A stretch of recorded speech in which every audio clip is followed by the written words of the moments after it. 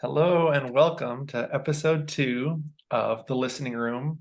I'm Drew, the host, and this is the first episode that includes a guest speaker. Marta Johnson's here with me today, and I'm really excited to kind of share some of her wisdom and her thinking about the topic of holistic health. And so I was introduced to Marta through a friend, and I know that she has um,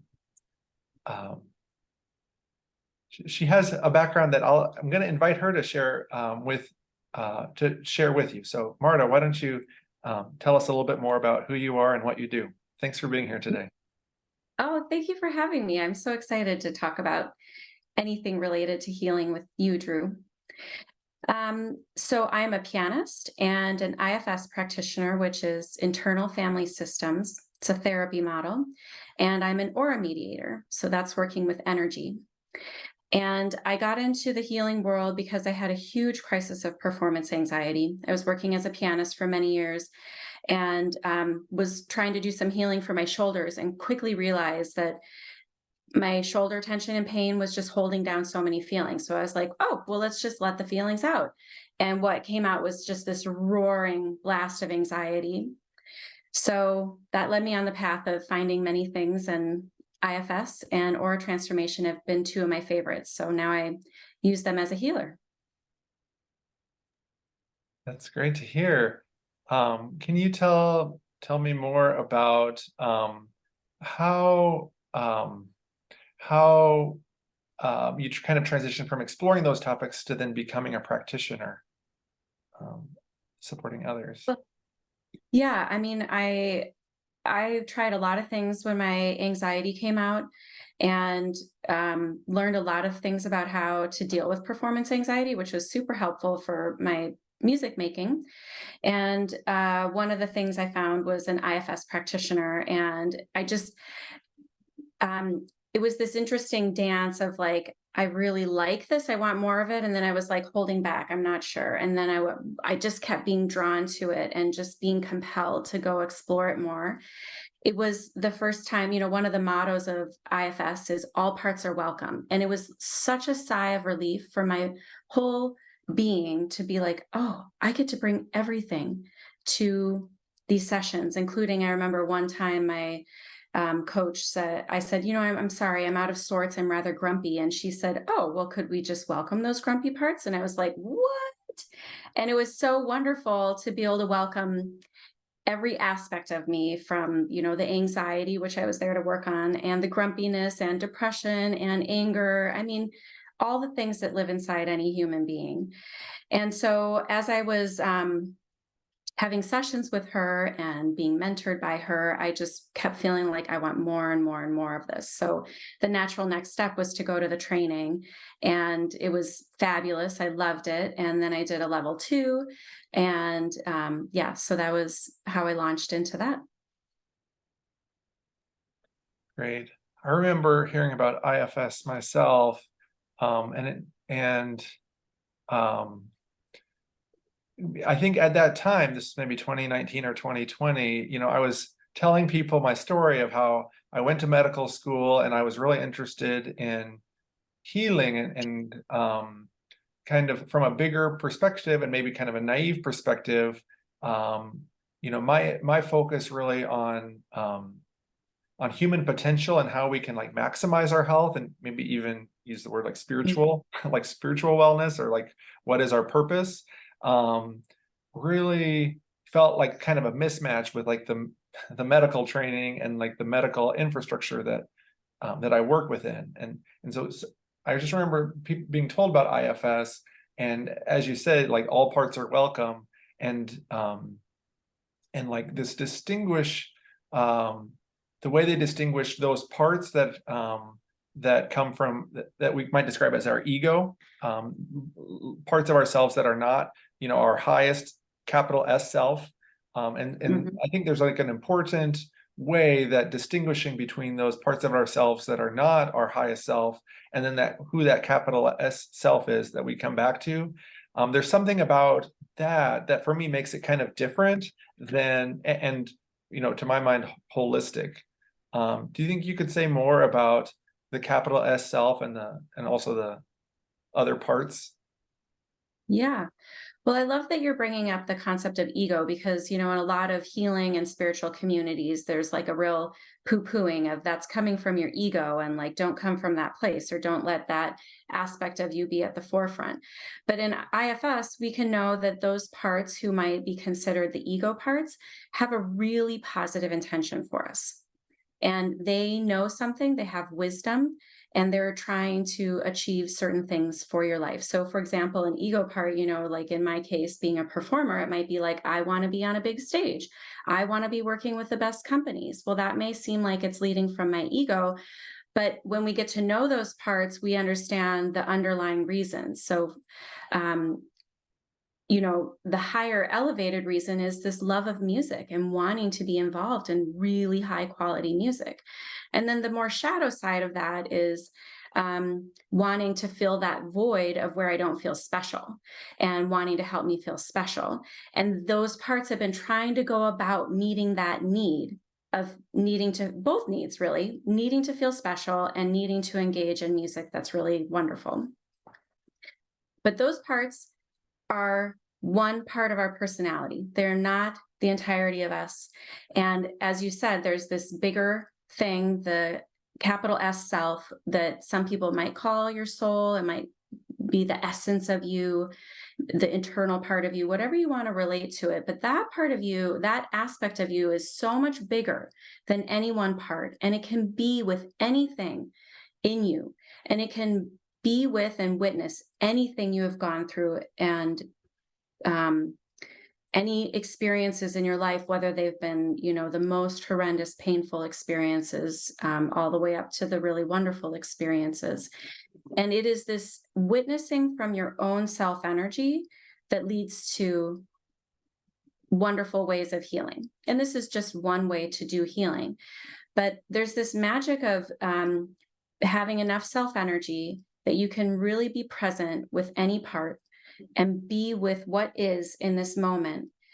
And there's like an acceptance or a compassion or a calm with what is going on in this moment that somehow magically allows things to start changing and moving in the direction of healing or leading to to more the higher purpose of each part or releasing some of the burdens of each part. Hmm. I heard the word magic. Yeah. The magic, um, yeah, I think I think that I'm really curious about or interested in that magic, the magic of the technique, or if you could say more about what is it that seems to like maybe transcend barriers that we thought were there, or in a limited place, we might not have a roadmap or a sense of what the healing path looks, and then the magic. Um, what is the magic? What does it look like? Can you say more about that? Yeah. Well, so often we don't know the healing path. And we get to these places where parts feel inside of us feel polarized or it feels impossible. And when we can soften and open with the help of a healer or in our own selves into that self energy, that the answers start to appear in interesting ways. So, one way that that might happen is that parts who've carried burdens, like the wounds of our childhood or the wounds of any time in our life, when that self energy is present, those wounds can start to lift and the burdens can release. And then the parts who are more, going with the word ego, have that ego drive to them. As the wounded parts are unburdened, those ego parts can be relieved as well. And and again, I'm just going to come back to this place of acceptance and really being with what is and being able to notice all of the parts that might show up around a topic or a feeling or an experience, welcoming them just as they are. Somehow it's like taking the pressure off of them. It's trying, when there's like when you don't like your own parts, there's a pressure of wanting them to change, wanting something to be different. And when you can really be accepting of each part, then that pressure is off, and that's where the magic comes in. I mean, we can notice this in our own personal lives, like you can notice when you're with somebody who wants you to be different, that how you respond to that person who's trying to get you to be different. Whereas when you're with a person who can just listen, accept with presence and depth, that brings relief, it brings comfort, and so many more possibilities open up, right? Like I think a lot of times our parts come in with these narrow ideas of this is one option or this option. And as we can be with them with the self energy, it's like, oh my gosh, there's a whole array of options that we didn't even know were there before. Yeah. So something I'm thinking about is, we might have one individual who has a good understanding of this IFS process, this theory, and they're able to really kind of to use the modality or use the tool on themselves, kind of to identify their parts, to identify their self energy, to be present with, accept those parts, and really be in this healing process completely, independently, self-sufficiently. Mhm. And um, and I think there are other people, and maybe I guess maybe the same people, but just drawing distinguishing between what is available on our own, and then kind of what is the benefit of working with a therapist, or if, for lack of maybe scratching through the word therapist, what is the value of working with another? How does another person help support this process? And if maybe you could respond to that. I love that because it's true. IFS can be user friendly and it also can be accelerated by working with another person who can hold that witnessing space. So, I think so many people relate to this idea that we are made up of multiple parts. And, like, I think all of us have the experience of like, I really want to eat that cookie. And another part says, you cannot have it. Or one part says, I want to lay on the couch and watch Netflix all day. And another part says, you should be out doing something else. So these inner polarizations are so common to our humanity right now. And the first step a person can take is just noticing those kinds of polarizations in us. And that's like one step removed when you can notice, oh, that push pull inside of me is going on. That's bringing in a little bit of self energy. It's bringing in awareness. And it's just another way to do mindfulness. Um, and so then when working with another person, what we want is a person who can set aside their parts and really hold the self energy. And when the self energy is amplified, that's when things can accelerate and move forward faster. And help the person. One of the big things that we often do in IFS is unblending from parts.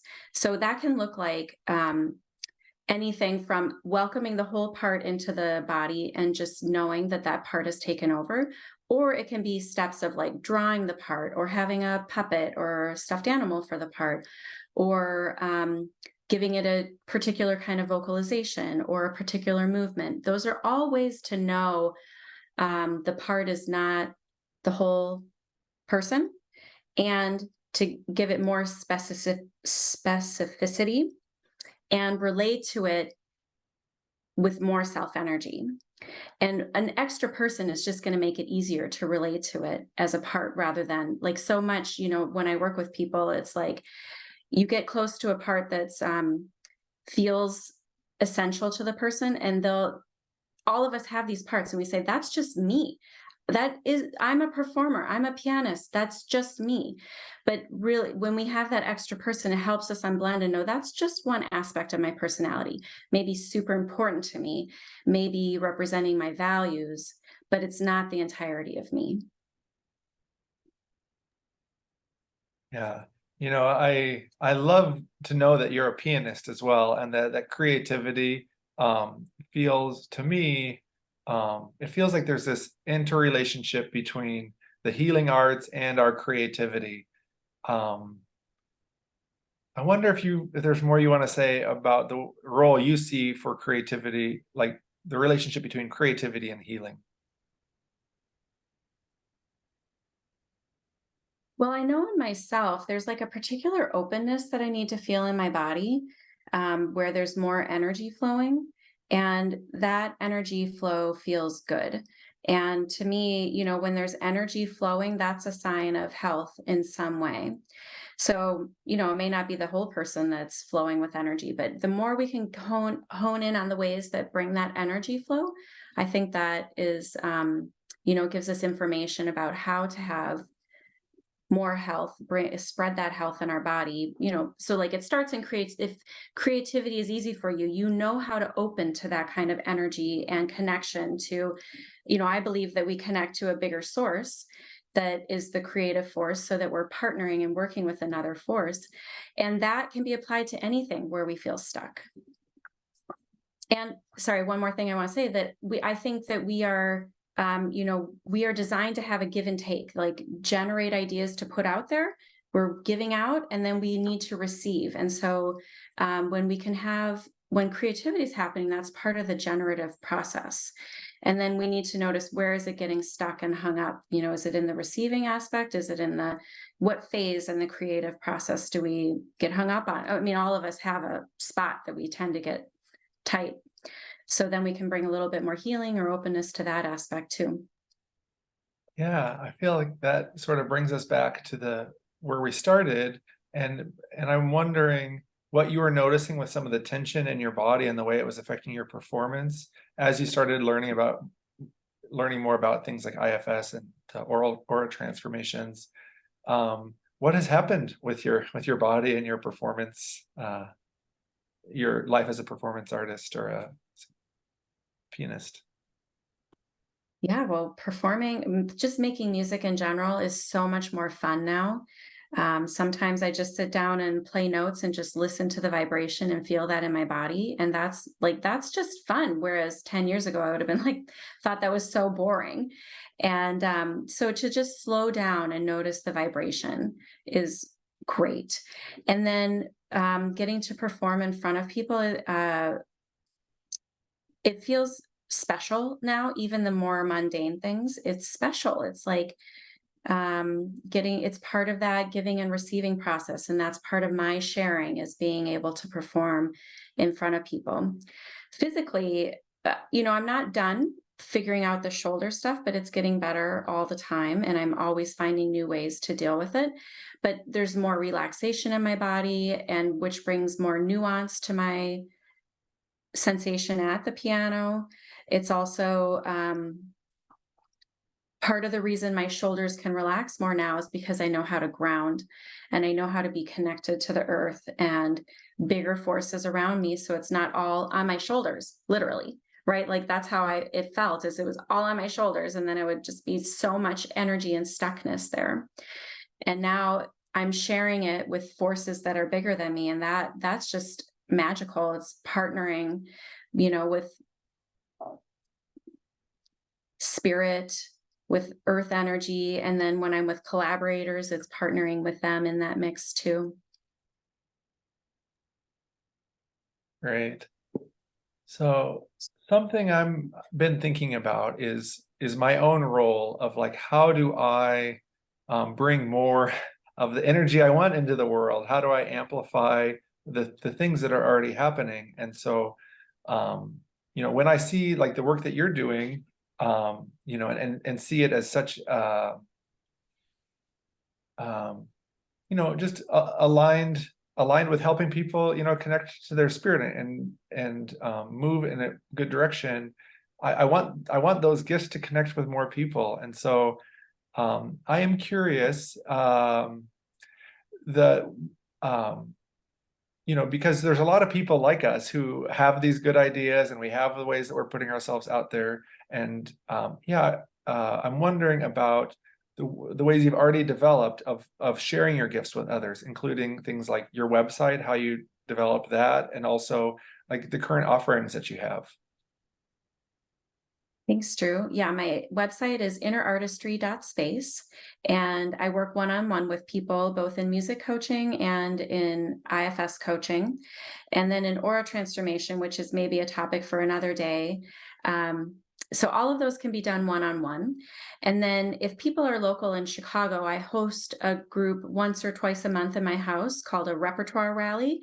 And that's a place where people get to come.